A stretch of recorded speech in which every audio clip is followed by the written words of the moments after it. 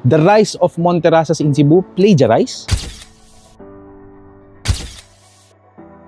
Hello mga ka-trader, hello mga ka-diskarte. I'm John P, your Mr. Wise Investor, ang ka-discard trader mo sa Investing na Easy, of course, para sa mga taong busy. Usap-usapan ngayon ang isang malaking proyekto ng sikat na engineer sa Cebu. May pagkakapareho kasi ang konsepto ng 314 Architecture Studio sa isa nilang proyekto noong 2022. Sa concept ng proyekto ni Slater Young ngayong taon. They know how their designs differ from each other. For Engineer Slater and LLG projects, they have made over 300 versions before they come up with the final concept.